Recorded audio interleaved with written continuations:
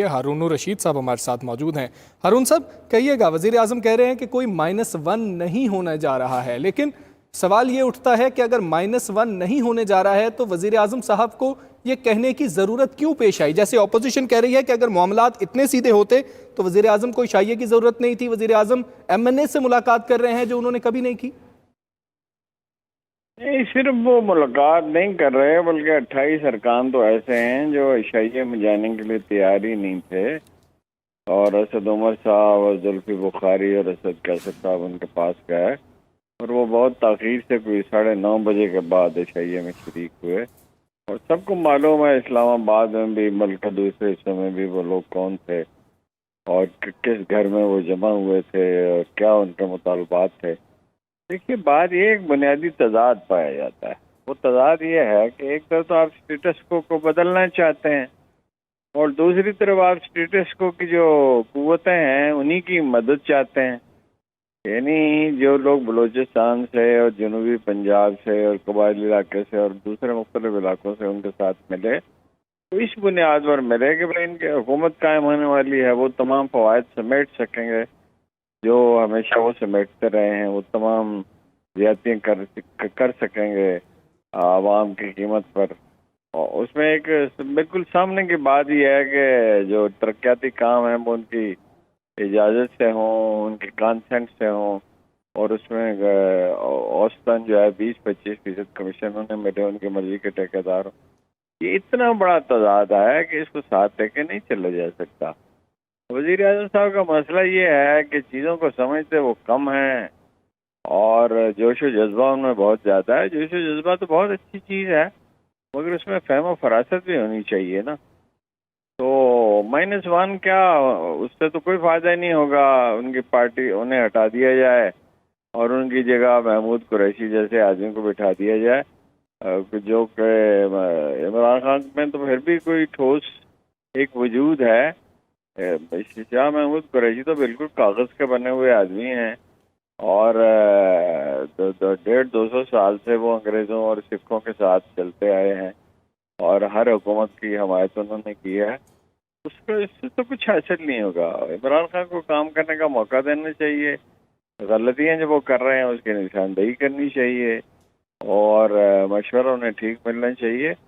यहाँ तक तो बात उनकी ठीक है कि इससे क्या हासिल होगा, कुछ भी हासिल नहीं होगा। हमने ख्वाजा नाज़मुद्दीन से लेकर अब तक हर हुक्मरान को हटाया और उसे कुछ हासिल नहीं हुआ। असल में तो सीधे रास्ते पर चल।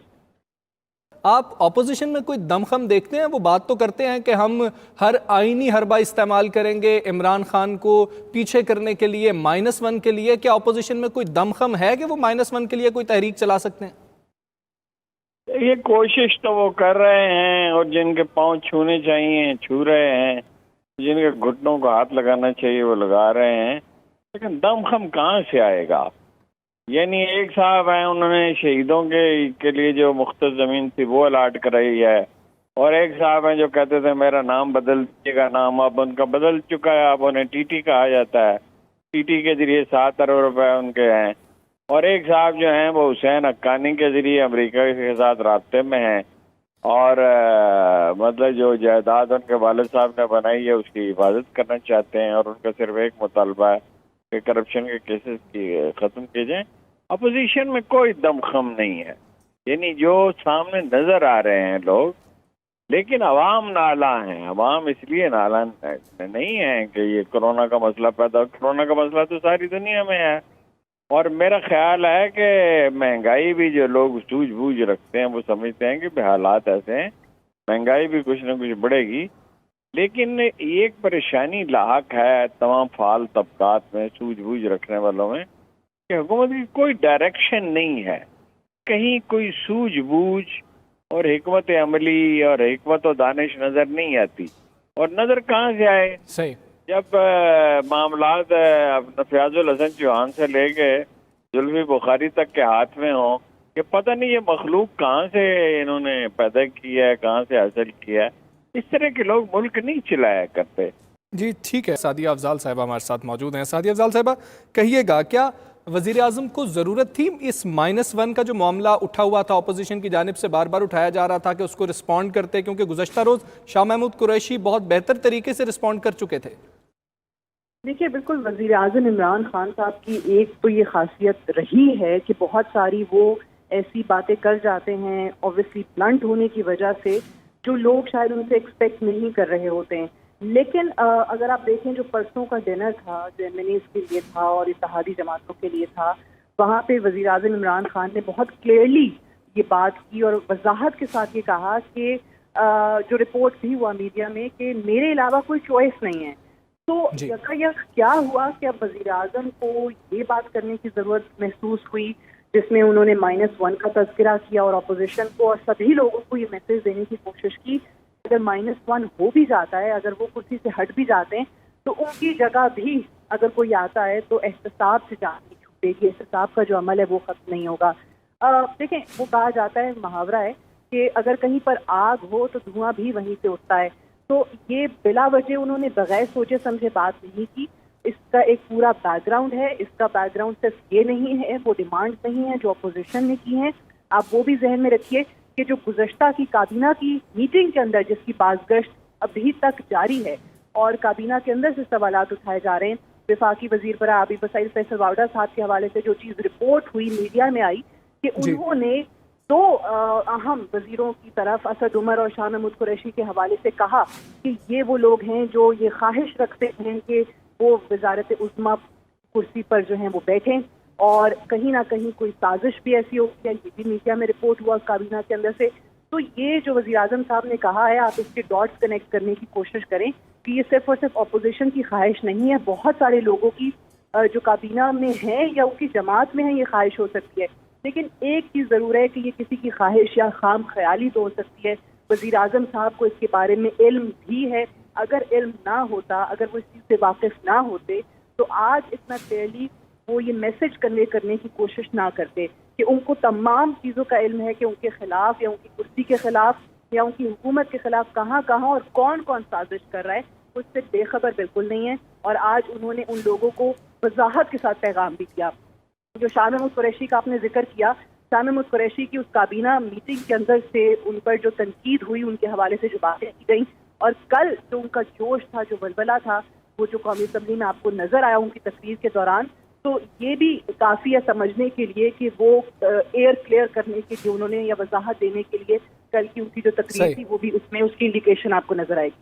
عارف نظامی صاحب ہمارے ساتھ موجود ہیں۔ نظامی صاحب فرمائیے گا اس حوالے سے کہ کیا وزیر اعظم کو آپ سمجھتے ہیں کہ ضرورت تھی اس پوری بحث کو خود ڈسکس کرنے کی اسمبلی کے اندر کہ -1 نہیں ہونے جا رہا، جب گزشتہ روز بھی اس پر بات ہو گئی، وزیر خارجہ شاہ محمود قریشی تفصیل سے اس پر بات کر چکے تھے، یا پھر وزیر اعظم انسیکیور فیل کر رہے ہیں اس لیے بات کرنا ضروری سمجھا؟ جی مجھے تو اس سے کوئی عدم تحفظ کا شکار نظر آیا، کیونکہ آپ کو یاد ہوگا کہ ذوالفقار علی بھٹو نے جب ان کے خلاف PNA کی موومنٹ چل رہی تھی تو انہوں نے قوم سے خطاب کرتے ہوئے کہا تھا میری کرسی بڑی مضبوط ہے۔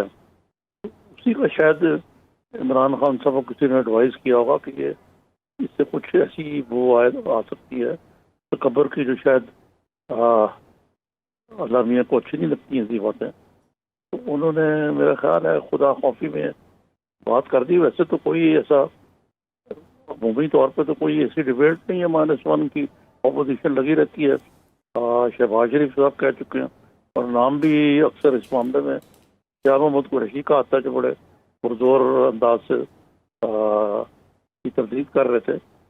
تو دو ہی وجوہات ہو سکتی ہیں، یا تو وہی جو میں نے کہا روحانی، یا یہ ہے کہ وہ جو اس وقت کھلبلی مچی ہوئی ہے حکمران جماعت کے اتحاد میں، خود حکمران جماعت کے لوگ ناراض ہیں، اور اپنے شیعہ کے موقع بھی ان کو 15 لوگوں سے ان کا تعلق پارٹی سے ہے، انہیں آرام کرنے کی کوشش کرنی پڑی۔